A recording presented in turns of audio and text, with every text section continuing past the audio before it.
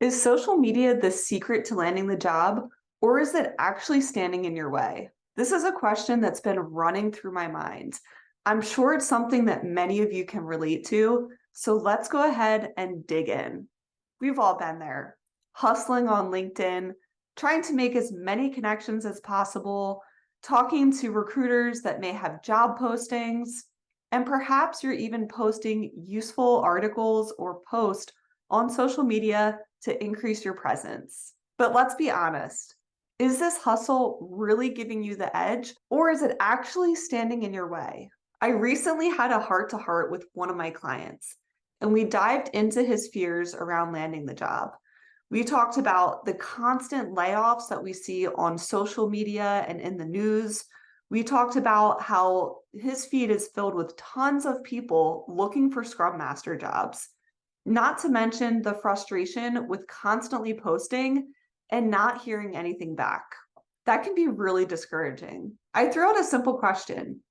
Do you think that you can land the Scrum Master job without using LinkedIn? Then came a deeper part of the discussion. Do you feel that social media is helping you, or do you feel that it's holding you back? And his response was simple. It's definitely weighing me down. Here's the deal. Landing the Scrum Master job isn't just about your skills and your ability to go out and find roles. It's also mental. You have to be in the proper headspace if you want to land the job and come off confidently during the interviews. So what's the alternative? How about taking a break from social media for a couple of days, maybe a week? We brainstormed and then it hit him.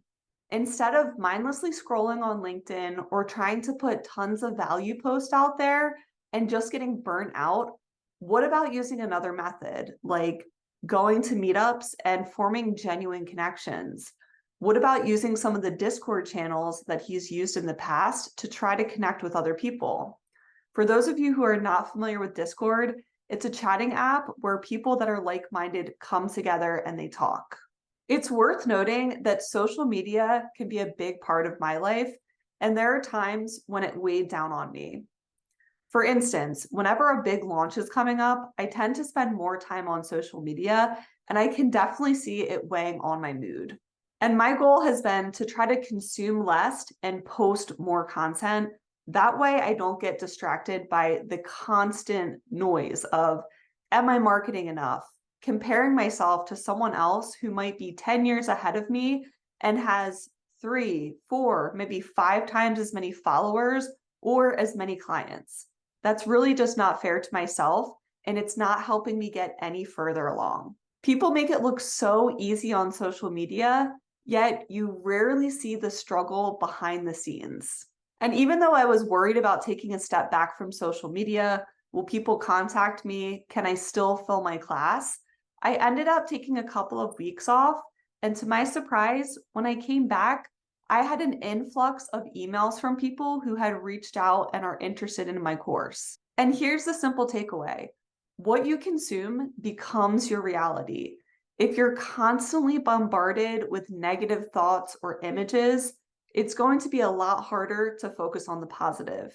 If you're constantly seeing messages about layoffs or all of the competition out there that's looking for jobs just like you, where do you think your focus is going to go? That's all you'll see, a never-ending loop. So here's your sign. It's okay and actually encouraged to take a break from social media, even when it involves your job search.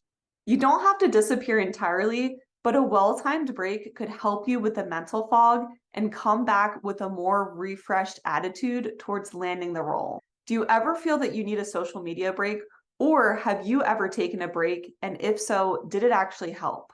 I appreciate you watching this video. If you found this video helpful, don't forget to like and subscribe.